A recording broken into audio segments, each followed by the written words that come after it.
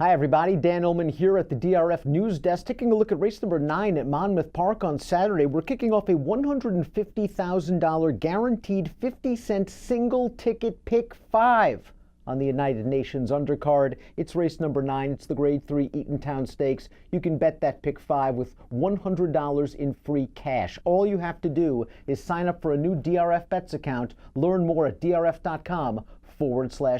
Here's the field for the Eatontown. We're going a mile and a 16th on the turf for $100,000, and Chad Brown is very well represented. He has the two morning line favorites, the number 1 Elysia's World and the number 4 Dream a While. He won this race last year with Grand Jeté. Let's begin with Elysia's World. Joe Bravo has the mount and just draw a line through her most recent race. She ran in the Grade 3 Gallarette, was the beaten favorite, but that wasn't a turf course. That was a swamp, and she just did not appreciate the give in that ground. Her prior races are all good. She beat Dream a While 2 starts back in the Swanee River, but when you go over her overall past performances, she just seems to lack a winning profile. 5 times second from 18 starts with only 4 wins. She may not be the most reliable horse in the world to play at a relatively short price, and I just don't see the edge if she's going to go off as the favorite, where I want to back her with a lot of confidence. Dream a While might have more upside than Elysia's World, and I wouldn't actually be surprised if Dream a While ends up favored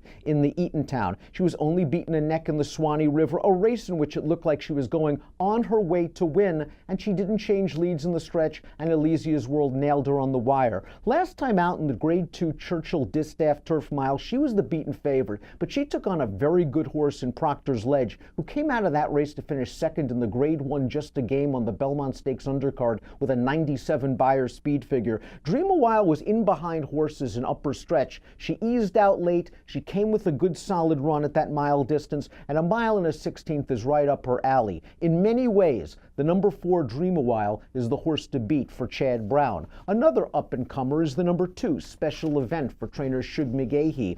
This horse is making her second start off the layoff, and that's been a very good angle for Special Event throughout her career. The last 2 times she went second off the layoff, she won both times. The only difference is that this time she's coming back off only 9 days rest. 9 days ago, she ran against Chad Brown's very top filly, New Money Honey, and she gave New Money Honey all she could handle. Losing by a neck, she earned a career best 88 Beyer speed figure, but I wonder if she is going to react negatively to coming back on such short notice after such a hard race. That's what's known as a bounce in this game. Special Event has some talent. She could easily win a race like this, but I'm a little bit concerned about the quick turnaround. Let's look at the Timeform US pace projector and see who our friends at Timeform US believe will make the pace. That's the 7 Viva Vegas, and that wouldn't be surprising at all. Heck, Viva Vegas was on the lead 2 and 3 starts back, didn't make the lead most recently in the Miss Liberty Stakes, and she had a big shot at it turning into the stretch, and she just couldn't get the job done while earning a career best 84 Beyer speed figure. Even with this scenario, Viva Vegas getting the lead, I have a lot of problems seeing her hold off these classy closers at a mile and a 16th. The 8 Gianna's Dream's got some ability, there's no doubt about that. She's an Oklahoma bred, she's a multiple stakes winner, and she's under the very capable control of the great trainer Michael Maker. Now, last time out, she ran off a little bit of a layoff, going a 1-turn mile in the Nassau Stakes at Woodbine. I thought it was a perfectly fine effort that should have her set her up beautifully for this spot. And I like that trip that Timeform US is projecting for her. If she sits off long shot Viva Vegas, there's a very good chance that she could take over this thing turning into the stretch, and she certainly has the class to win. She's an interesting price play. Feeling Bossy could also show a little bit of speed, that is if she runs here. She's also cross-entered at Belmont Park on Saturday. She made her first start off an extremely long layoff last time out in the Mount Vernon Stakes at Belmont against New York breds, but I just thought she had the easiest trip in the world that day, walking on a 24-1, 48-3 lead while absolutely uncontested, and she was all out to win. Now, she did beat 2 next now winners. One of them came back to win with a 93 Beyer speed figure in an optional claiming event.